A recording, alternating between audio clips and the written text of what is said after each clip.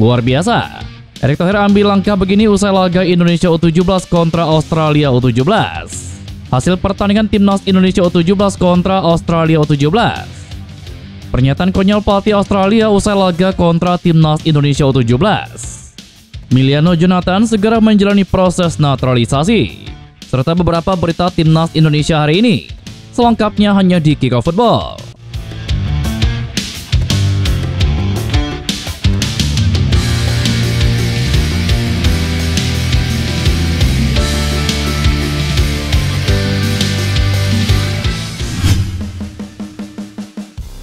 Laga antara timnas Indonesia U17 kontra timnas Australia U17 dalam laga ketiga kualifikasi Piala Asia 2025 baru saja usai.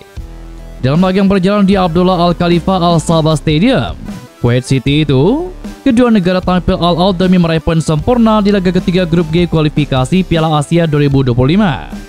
Pada starting line up timnas Garuda Muda kontra Australia U17 tadi, Nova Arianto menurunkan 11 pemain terbaiknya. Jalannya babak pertama.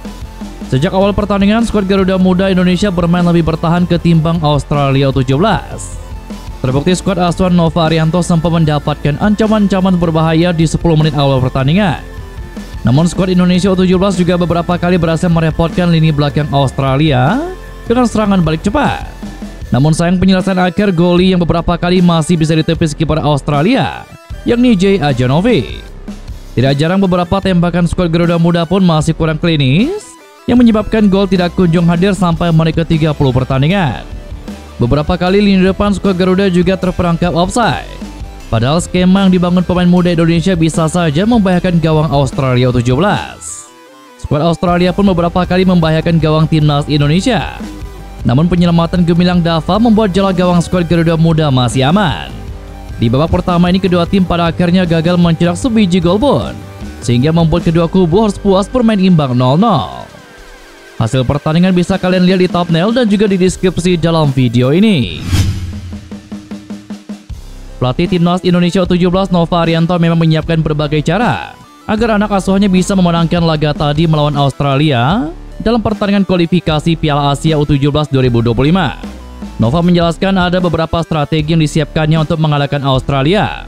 Salah satu strategi itu yang mengistirahatkan 6 pemain andalan saat timnas Indonesia U17 melawan Kepulauan Mariana Utara pada Jumat malam kemarin.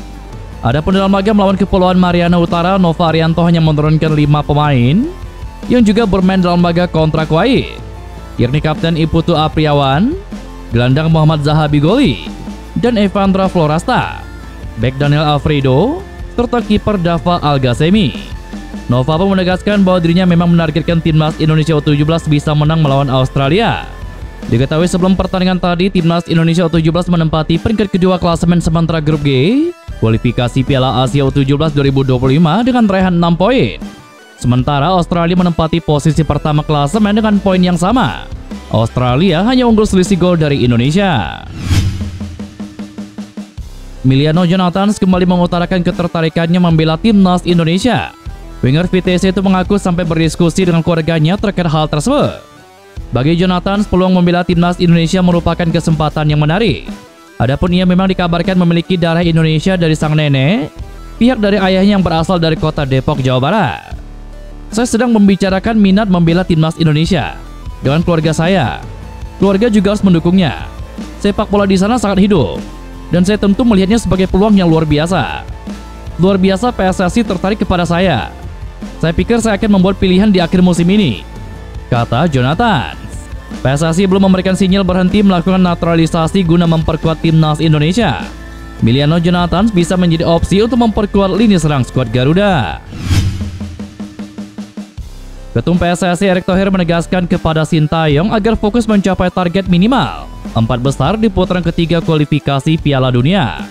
Erick menyampaikan arahannya itu kepada Sintayong ketika melakukan evaluasi setelah timnas Indonesia melakoni 2 laga tandang menghadapi Bahrain dan juga Cina.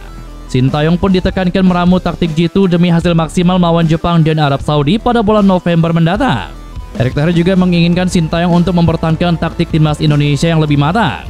Kendati begitu, Erick Thohir menyebut jika PSSI akan selalu memberikan dukungan dalam memenuhi kebutuhan timnas Indonesia di kualifikasi Piala Dunia. Saya sudah bertemu dengan Coach Sintayong. kami terus berbicara soal target timnas untuk minimal menempati 4 besar di grup. Ini menjadi tugas pelatih untuk mempersiapkan tim dan taktik dengan sebaik-baiknya, terutama di 2 laga kandang melawan Jepang dan Arab Saudi. Bulan depan, kita harus maksimal secara taktik. Stabilitas yang mulai terbangun mesti dipertahankan, sehingga saat bermain, taktik sudah siap dan juga matang, kata Erick Thohir. Sebelumnya memang publik mengkritik keras Sintayong karena kesalahan taktiknya pada laga melawan Cina. Sintayong dianggap melakukan keputusan keliru karena mencadangkan pemain kuncinya seperti Tom Haye. Terlebih Eliano Renders dicoret Sintayong dari daftar susunan pemain, meski tampil baik di laga melawan Bahrain. Eksperimen berani Sintayong menjadi fatal karena Indonesia mengalami kekalahan dari tim peringkat dasar klasemen Cina. Asosiasi Sepak Bola Bahrain mengunggah postingan di Instagram pamer ranking timnya yang kini berada di 76 FIFA. Hal ini membuat supporter timnas Indonesia geram. Tentunya supporter timnas Indonesia masih sulit lupa dari pertandingan melawan Bahrain di laga kualifikasi Piala Dunia beberapa waktu yang lalu. Jika hasil akhir pertandingan kemarin berlangsung dengan adil, tentunya supporter timnas Indonesia tidak akan sampai geram berlarut-larut. Hal yang jadi masalah adalah keputusan wasit Ahmed Alkaf yang tidak menghentikan pertandingan meski perpanjangan waktu di babak kedua sudah selesai. Kini ranking tim asuhan Dragan Talazic itu berada di peringkat ke-76 FIFA. FA Bahrain dengan bangga memamerkan perolehan ranking itu di akun Instagramnya. Sontak hal ini mengundang ribuan komentar dari supporter timnas Indonesia yang belum lupa akan kejadian tidak sportif beberapa waktu yang lalu. Beberapa netizen juga mengomentari bahwa ranking yang tinggi diraih Bahrain karena tim sepak bola yang terlalu banyak drama. Komentar-komentar tidak hanya hadir dari supporter timnas Indonesia, namun juga dari negara lain seperti Irak dan juga Cina yang akan menghadapi tim merah di kualifikasi Piala Dunia. Media ternama Denmark memberikan penilaian nyaris sempurna untuk penampilan calon pemain naturalisasi timnas Indonesia yakni Kevin Dix. Kevin Dix menyelamatkan Copenhagen dari kekalahan pada pertandingan UEFA Conference League melawan Real Betis di Stadion Benito Villamarin pada Jumat dini hari kemarin. Dalam laga tersebut, Real Betis sempat unggul terlebih dahulu pada menit ke-8 melalui gol cepat Abdel Samad El Zazoli. Copenhagen yang bertindak sebagai tim tamu mendapatkan hadiah penalti dari wasit Willy Delazotte asal Perancis setelah bek Real Betis, Hector Bellerin, melanggar Kevin Dix. Maju sebagai Algojo, bek berusia 28 tahun tersebut sukses menjalankan tugasnya dengan baik dan membuat Copenhagen menyamakan kedudukan pada menit ke-77. Sampai akhir laga skor 1-1 tidak berubah. Copenhagen mencuri 1 poin yang juga membuat posisinya kini berada di peringkat ke-25 klasemen sementara di UEFA Conference League. Penampilan Kevin Dix dalam laga kali ini juga mendapatkan sorotan dari salah satu media tertua di Denmark, yakni Tipsbladet. Mereka memberikan nilai 5 dari 6 alias nyaris sempurna untuk bek yang sedang menjalani proses naturalisasi tersebut. Dalam analisisnya, Tipsbladet menyebut bahwa Kevin Dix menjadi kepingan paling penting di lini pertahanan Copenhagen yang menggunakan formasi 4-2-3-1. Kevin Dix sendiri bermain sebagai bek kiri. Federasi Sepak Bola Arab Saudi rela merogoh kocek besar jelang melawan timnas Indonesia di putaran ketiga kualifikasi Piala Dunia. Uang besar tersebut dikeluarkan karena SAFF telah memutus kontrak Roberto Mancini yang gagal membawa Arab Saudi ke performa terbaik.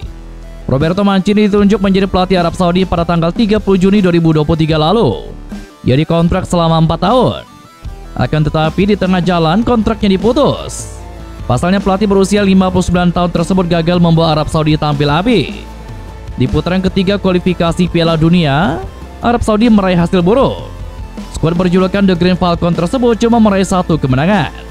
Sisanya Arab Saudi hanya mendapatkan 2 kali hasil imbang serta mengalami kekalahan. Alhasil mereka duduk di peringkat ketiga klasemen sementara grup C kualifikasi Piala Dunia 2026. Hasil buruk itu membuat SAFF akhirnya mengambil keputusan untuk memutus kontrak Mancini. Imbasnya mereka harus memberikan uang pesangon. Kepergian Mancini mengakibatkan kehilangan finansial yang cukup besar bagi SAFF, yakni 30 juta euro, setara 507 miliar akibat pemutusan kontrak. Tulis laporan Quora. Adapun Arab Saudi bakal bertemu timnas Indonesia dalam lanjutan putaran ketiga kualifikasi Piala Dunia yang dijadwalkan berlangsung pada tanggal 19 November 2024 mendatang.